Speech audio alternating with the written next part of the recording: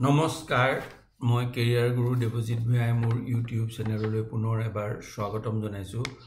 আজি মই সম্পূৰ্ণ এটা নতুন বিষয় আলোচনা কৰিবলৈ গৈ আছো।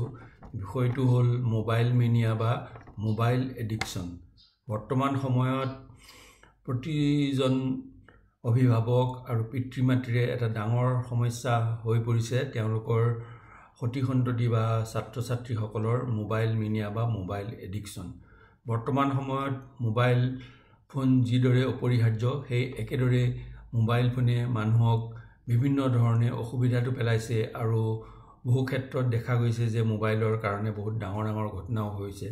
মাজতে সিদিনা বাতৰি কাকত দেখা পালোঁ যে এগৰাকী মাতৃয়ে নিজৰ ছোৱালীৰ পৰা মোবাইল ফোন কাঢ়ি ৰাখি থোৱাৰ বাবে তেওঁ আত্মহত্যা কৰিলে।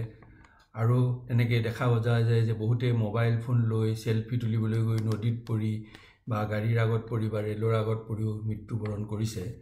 এতিয়া 21 শতিকাত মোবাইল ফোন অতিকৈ অপৰিহাৰ্য, কাৰণ তাৰ দ্বাৰা অনলাইন ক্লাছ হয়, নতুন নতুন খবৰবোৰ পোৱা যায়, নেটত প্ৰজেক্ট কৰিবৰ কাৰণে তাৰ পৰাই সকলো সংগ্ৰহ কৰিব পাৰি। গতিকে মোবাইল ফোন সম্পূৰ্ণৰূপে বন্ধ কৰাটো অসম্ভৱ কথা। কিন্তু এই মোবাইল ফোনটো কণ্ট্ৰল কৰিব নোৱাৰিলে বহুতৰ ছাত্ৰ ছাত্ৰীৰ জীৱন ভৱিষ্যতে অন্ধকাৰ হোৱাৰ সম্ভাৱনা অধিক। গতিকে এতিয়া কথা হ'ল যে মোবাইল ফোনটো কেনেকৈ কণ্ট্ৰল কৰিব। সেইকাৰণে কৈছোঁ যে মোবাইল ফোন কণ্ট্ৰল কৰিবলৈ হ'লে যিদৰে কোৱা হয় যে চেৰিটি বিগিনছ এট হোম, প্ৰথমতে পিতৃ মাতৃয়ে নিজৰ ফালৰ পৰা আগভাগ ল'ব লাগিব।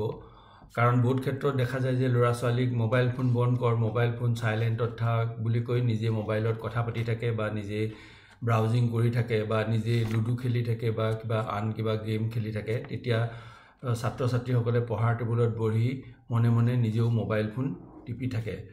মোবাইল ফোনৰ এটা কাৰণ এটা হৈছে যে বহুতে ছাত্ৰ ছাত্ৰীয়ে পঢ়া টেবুলত পঢ়ি দেখা যায় যে তেওঁলোকে লুডু খেলি আছে, কিবা পাবজি খেলি আছে বা কাউণ্টাৰ ষ্ট্ৰাইক গেম খেলি আছে, কিন্তু মাক বাপেকে ভাবি আছে পঢ়ি আছে। কিন্তু যেতিয়া পৰীক্ষাৰ ফলাফল যায় তেতিয়াহে গম পায় যে পৰীক্ষাৰ ফলাফল বেয়া হোৱাৰ এটা মুখ্য কাৰণ হ'ল মোবাইল ফোন আৰু তাৰ লগত থকা ইণ্টাৰনেটসমূহ।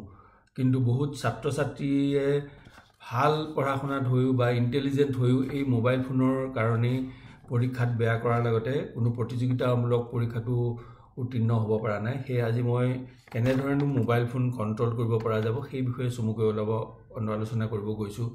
প্ৰথম কথা হ'ল পিতৃ মাতৃয়ে যিদৰে চেৰিটি বিগিনছ এট হোম বুলি কোৱা হয়, কেতিয়াবা বেমাৰ হ'লে তিতা টেবলেটো খুৱাব লগা হয়, তিতা ঔষধো খুৱাব লগা হয়। তেনেদৰে প্ৰতিদিনে গধূলি 6 বজাৰ পৰা 9 বজালৈ নিজৰ সতি সন্ততিক মোবাইল ফোন বন্ধ কৰি ৰাখিবলৈ বাধ্য কৰাব পাৰিব লাগিব।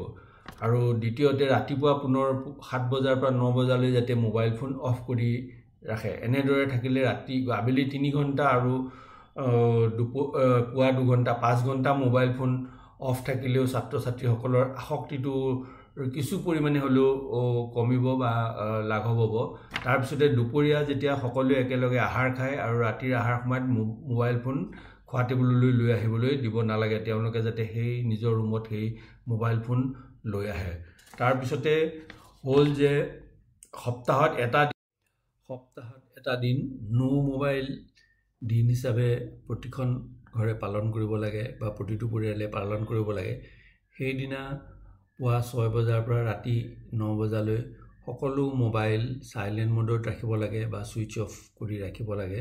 আৰু ইয়াৰ কাৰণে মাক বাপেক বা ঘৰৰ পৰিয়ালৰ মুৰব্বীয়ে আগভাগটো ল'ব লাগিব। সকলো মোবাইল একেলগ কৰি এঠাইত চাইলেণ্ট মোডত বা এয়াৰপ্লেন মোডত বা ছুইচ অফ কৰি ৰাখি দিব লাগে। আৰু 9 বজাৰ পাছতে মোবাইলসমূহ সকলোকে ঘূৰাই দি অন কৰিব লাগে। কাৰোবাৰ যদি ইমাৰ্জেঞ্চি কল আহিছে, কিবা খবৰ আহিছে, সেইটো যাতে ৰিচিভ কৰি ৰিপ্লাই দিব পাৰে।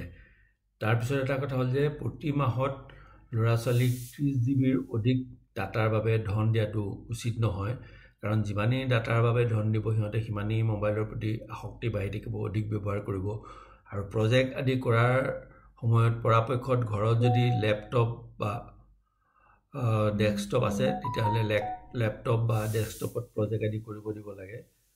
18 বছৰৰ ল'ৰা ছোৱালীয়ে যিখিনি ৱেবছাইট চাইছে বা যিখিনি কাম কৰি আছে মোবাইলত সেইখিনিৰ প্ৰতি মাজে সময়ে ৰেণ্ডম মনিটৰ কৰিব লাগে বা নজৰ দিব লাগে।